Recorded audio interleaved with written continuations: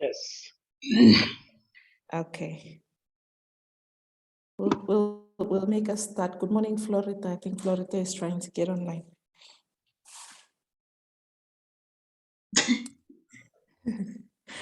Okay, so unfortunately it's week 4 and I still haven't met you all in person yet, but hopefully that will happen soon. I requested for this Zoom session. It's going to be very short. I only requested for this session so that we could go over the marking criteria, because in weeks 1 and 2, we were using a different marking criteria. So if you have been posting on the discussion forum, you will notice that your marks have changed, significantly changed. So that's why I wanted to go over that, as well as the assessment, the tutorial assessment, because that's worth 10% of your final marks. So I'll just share my screen. Okay, are you able to see my screen? Yes. Okay. Okay, so this is the new marking criteria or marking rubric for the discussion forums. So as you know, the discussion forums, I think you have discussion forums for other courses too. Our discussion forum is worth 10% of your final marks. So we're going to have discussion forums up to week 14, and then we'll stop there and we'll take an average of your marks over the 14 weeks. And then that will make up 10% of your final marks. So let's just quickly go over the marking rubric. So if you look right at the top, it says contribution and then the distribution of marks and how it is assigned. Okay. So in the third column, you have mark assigned.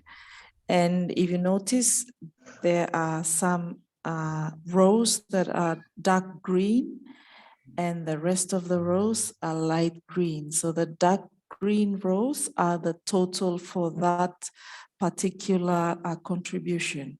So for example, the top one says provocative. So if your response to the question, this is your initial post, when you first respond to the question, if your response to the question goes beyond answering the question and you attempt to stimulate further thought and further discussion, then you will get the full 6 marks. If your response provides most of the content required, but it does not stimulate any analysis or any further discussion, then you will get 4 marks in the light green row under column 3. And so on and so on. And then you get 2 out of 6, 1 out of 6. And if you do not respond, then obviously you get a 0 out of 6. So that's how that works. So if you get full marks, you get the whole 6 marks if your initial response answers the question, and if it stimulates further thought, or you have fully analyzed the information, because all of the information that you're providing on the discussion portal is obviously sourced from your research online or maybe a discussion with your peers. So if it answers the question well and it's a thorough analysis and you have provoked a further thought of the discussion, then you will get the full 6 marks. Remember, this is 6 marks out of 15, the total at the bottom. If you look at the bottom, the total is 15 marks. So out of the 15 marks, 6 marks goes for your initial post. That's 6 out of 15. That means our remaining 9 marks are somewhere else. So the remaining 9 marks are under other requirements. So remember that after you post your initial post, you have to respond to at least one other post. So if your response is substantial, so you see substantial is underlined because you have to respond to someone and provide some kind of analysis or feedback or addition or contribution to their initial post, then you will get the full 4 marks. If you don't make any response to any of your peers, then you will not get any of those 4 marks at all. Also, some students just go online and say, oh yes, I like your post, or I like that you have done this. That's just acknowledging that your friend has posted. You will still get a 0 for that. So you get full marks for responding to someone else's post, and your response has to be a minimum of 100 words. And remember that when you respond, you will also have to provide references. So the reason why that requirement is there is to help you make sure that when you respond, your response is researched and you're providing something substantial to your peers' initial post. Okay, and then moving down to the next dark green bolded row, it's you have 2 marks allocated for references. So if you provide a minimum of 2 references for each forum post, that is your initial post, your initial answer to the question, as well as your response to somebody else's post, then you will get the 2 marks. So your initial post should have a minimum of 2 references. Your response should also have a minimum of 2 references. Moving on, you get 1 mark. The next, the dark green bolded row, you get 1 mark. For word count, so your initial post should be a minimum of 500 words and a maximum of 800 words, excluding references. So the reason why there's a word count there is to guide you and to tell you this is how much you should respond to the question. If it's below that, then you know that you're missing out on some of the analysis. So that's why there's a requirement there, and it's with 1 mark. 1 mark is allocated for illustrations and examples. So for example, if you are answering a question and you're able to provide an example from your local area, or an example from a video that you saw, or an illustration, that means maybe a picture or a graph that you found when you were doing your research. Videos are also good, but I think there's a limit on the size of the video that you can upload. Then that is worth 1 mark. So if you do not provide any illustrations at all, you will lose that 1 mark. And the final requirement is language, and this is one of the requirements that the school wanted to be in the rubric. So the initial post and your response has to be grammatically correct. I think this is also noting that you will be graduating from this, the institute as teachers. So they want to build that culture of correct use of language. So 1 mark is allocated for correct grammar and the correct structure and correct use of language for both your initial post and your response. So if your initial post is grammatically correct, but your response is not, you will lose marks. And that will give you a total of 15 marks. Are there any questions so far? Is anyone still unclear about the marking rubric?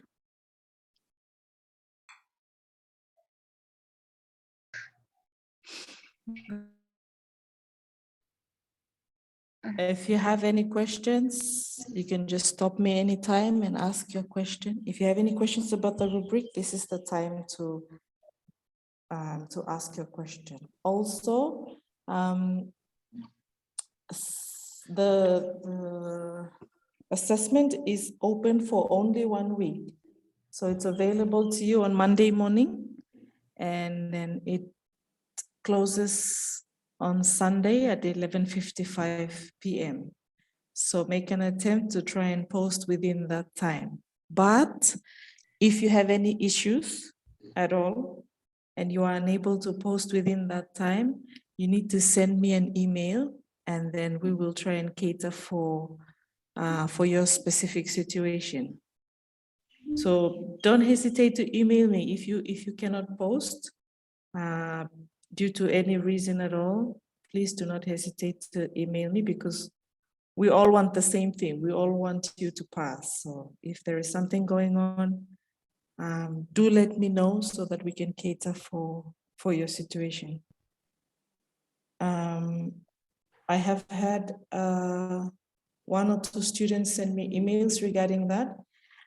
The only thing with that arrangement is that you will not be able to make a response to someone else's post, because you will be required to send me your submission through email. Also, the discussion assessments from weeks 1 to weeks 3 have already been marked. So normally, after the discussion portal is closed, your marks are uploaded a day or 2 after. So that's why it's a bit difficult to open the discussion portal again, because by 2 days later, all the assessments are already marked. So if you have any issues, or if you think that you will not be able to post by the deadline, please send me an email, and send me an email before it closes. Is that okay, or do we have any issues with that? Or I noticed that a lot of students do not post by the deadline, but they also don't tell me anything about it. So by Monday, Tuesday afternoon, everything is marked.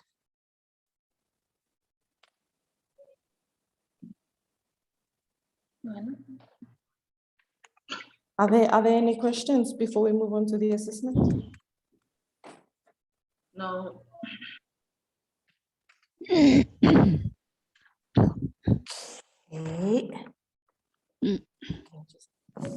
Give me a second to share the next screen. Has anyone attempted the tutorial assessment?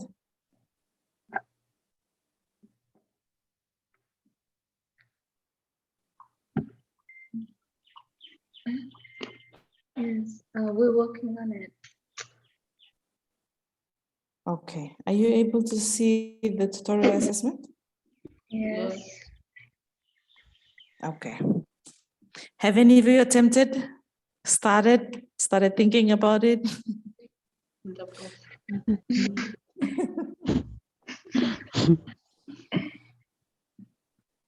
Okay. So as you know from the assessment outline that has been posted on Moodle, you will have 2 tutorial assessments. Hang on. Are you able to hear me clearly? Yes. Okay, Yes. That's good. Yeah, so you will have 2 tutorial assessments. This is the first one, and it's also worth 10% of your final grade. The second one will be similar to this one in the structure and the way it is designed, and it will use the same marking rubric. And it will also be worth 10% of your final grade. So if you count the assessment so far, you have the discussion forum, that's 10%, then you have this tutorial assessment, and then you will have another tutorial assessment, and then you will have your research project. So this tutorial assessment covers the topics from weeks 1 to weeks 4. So you only have 4 questions. You only have 4 questions, but each question is worth 10 marks. 10 marks for each question. So the questions have been designed in such a way that if you go over the lecture notes that are on Moodle, you should be able to get an initial idea of what is required, but then you will also need to do some research because not everything that is required for this question will be available in the lecture notes. So to get the full marks for each of the questions, you will have to do a bit of research. Okay, so.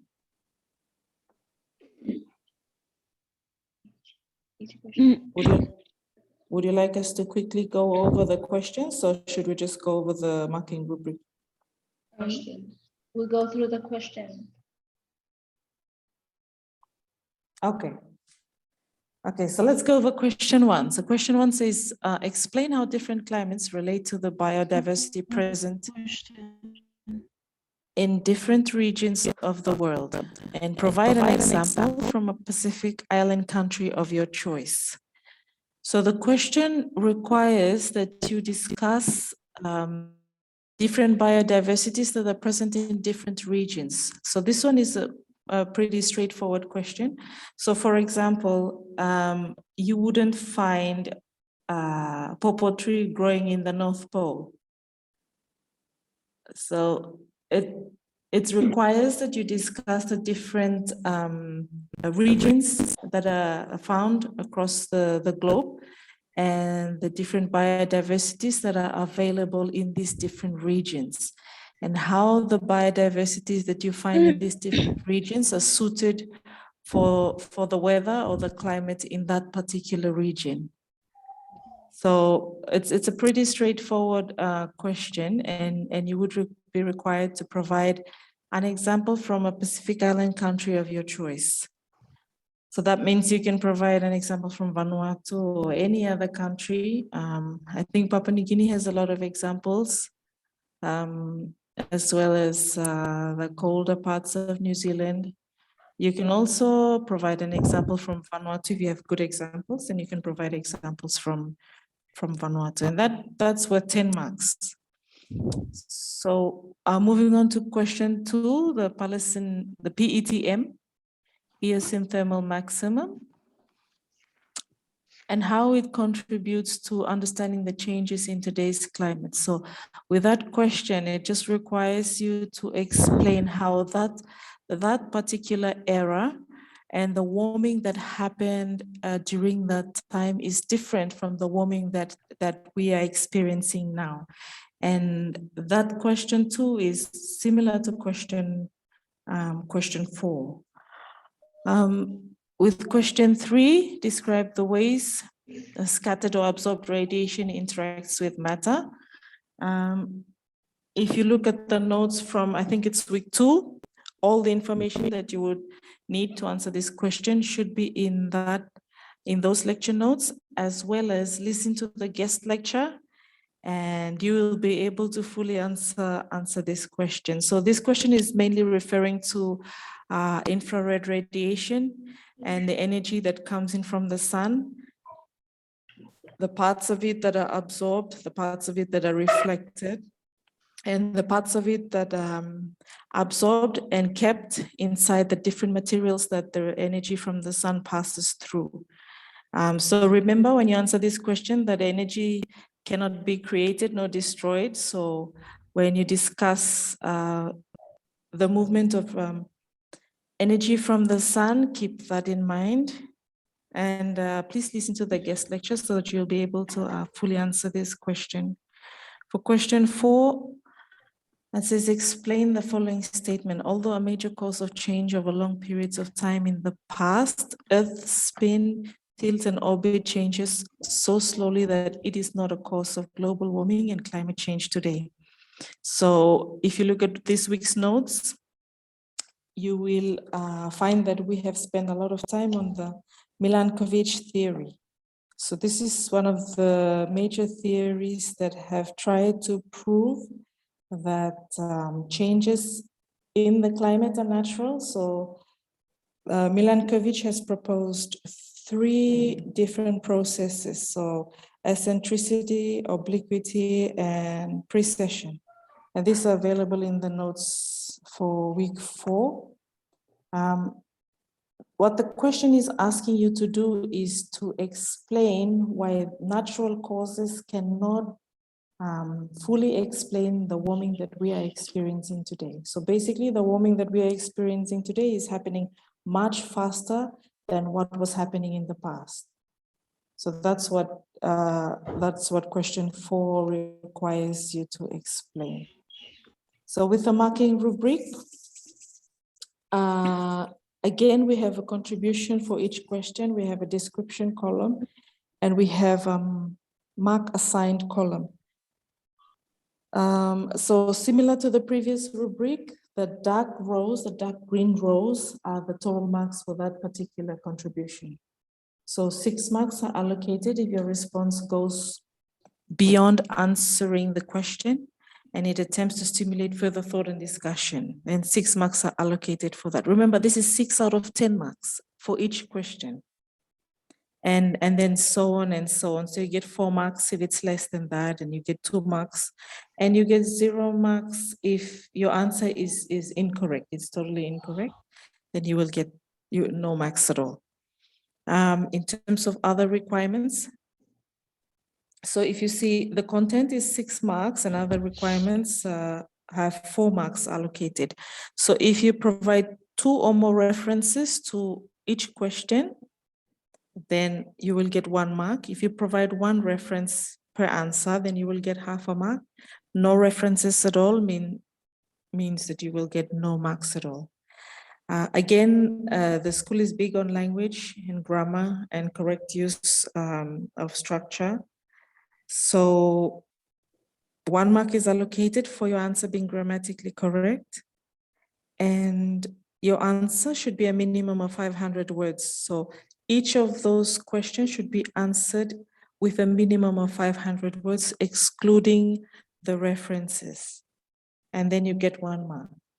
So these are easy marks to get. They're very easy and simple marks to get. Just make sure that it's over 500 words, excluding references, and that's an easy 1 mark. If you use illustrations and examples, then you get 1 mark. So that means that for all 4 questions, you should provide an illustration, such as a picture or an example of some kind. Some people, in the past, I've seen some people providing different cartoons, or you can even draw your own illustration and attach it to your response to this question. And once you have done all that, you will get 10 marks per question, and that means it's out of 40 marks. And the 40 marks will be scaled down to 10%. So that's the marking rubric for this assessment. It's due on the 6th of June at 11:55. I don't know when the 6th of June is. When is the 6th of June? Next week? Yes, next week Monday. Next week Monday. Oh. Next week, oh, sorry. May. Is it May or June? June. Yes, next week Monday. So today is the 3rd, and then we have Saturday, Sunday, and Monday.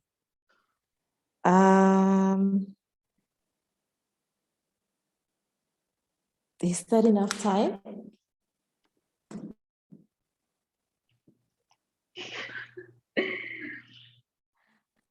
I mean, it's been up for a little over a week. But again, is it enough time? Do you think it's enough time for you to complete the assessment? I've checked online, and I think only 1 person has submitted this tutorial assessment. right now we have three tutorials to do. So all the three tutorials are going to due on Monday, maybe at the same time. Two for biology and one for this one, SCS. Two for Mr. Molly. Yes. Okay. Would you like an extension then? That would be very kind. Okay, what about, let me see. 6th is Monday. What about Friday, the 10th of June? Yes, that's Is that okay? yes. Yes. Friday. Friday, 10th of June. Okay, hang on. I have to change that on Moodle then. Friday, 10th June.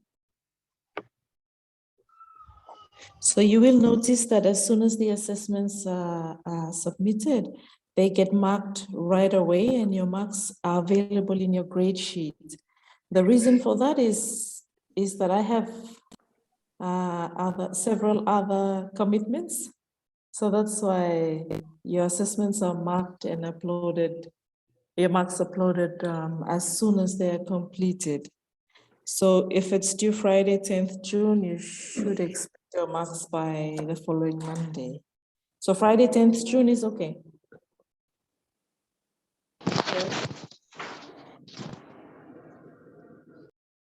Okay, lovely to see you, Rebecca.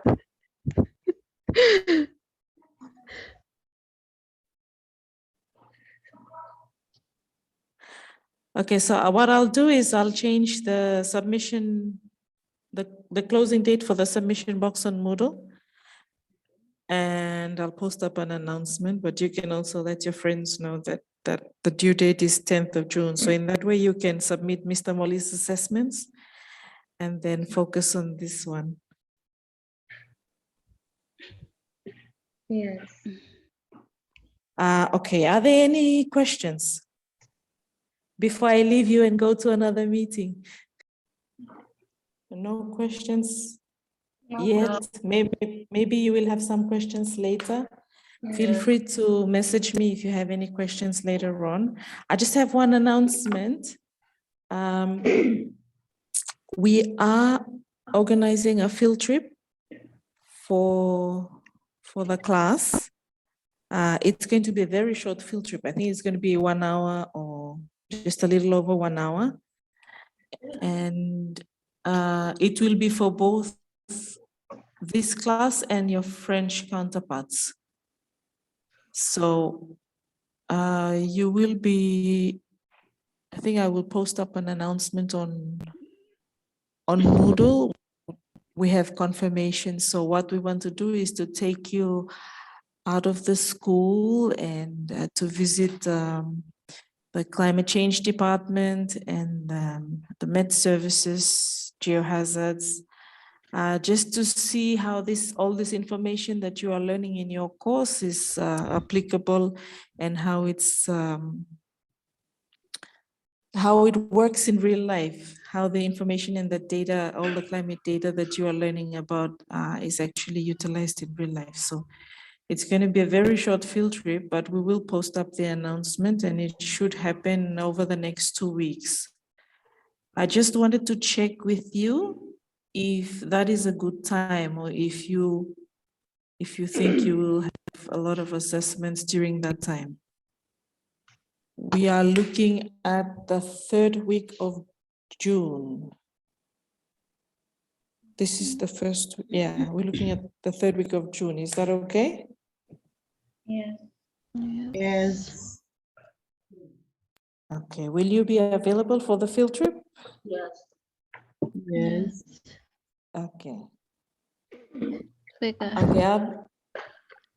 Other than that, there's nothing else from my side, but I just wish you well with your assessments and do attempt to post your weekly discussions. If you have any issues with posting, if you have any issues with submitting, you have other assessments due, please let me know. Because I've been a student for the last 10 years, so I know. Do let me know and we can work out something for you. Other than that, have a lovely weekend. Don't stress, try to finish your assessments. Thank you, same to you. Thank you. Okay. Bye. Bye. Bye.